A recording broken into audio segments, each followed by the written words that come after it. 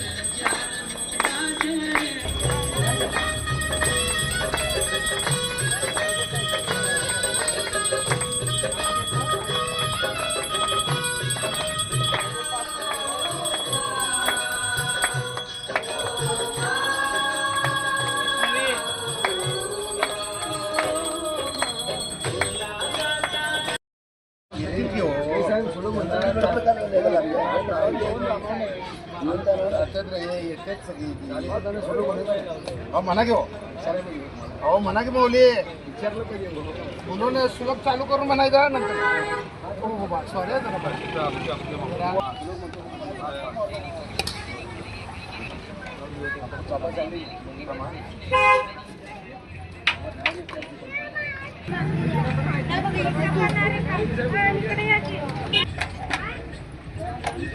Shri everyone करी जीवत्मा अन्न हे पूर्ण ब्रह्म उदर भरण वे जानी जय यज्ञ कर्म जय जय रघुवीर समर्थ खोला कुंडली कवरदार विठ्ठल श्री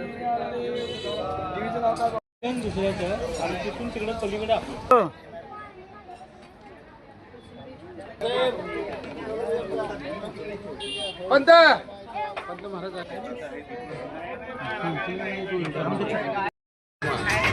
जे आमची पारंपरिक म्हणजे होळीच्या दिवशी आमच्या साती आसरा माता फुलनदेवी या देवीची पूजा केली जाते. आमच्या नंदुरबार याच्यामध्ये पूर्वी आमचे आजोबा पंतोबा करत होते, त्याच्यानंतर आमचे आईवडील करत होते.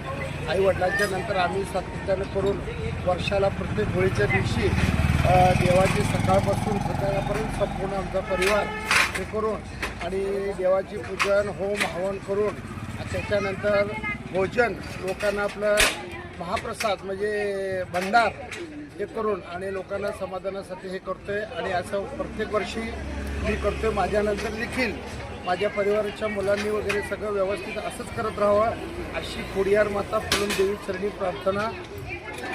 जय खोडियार माता.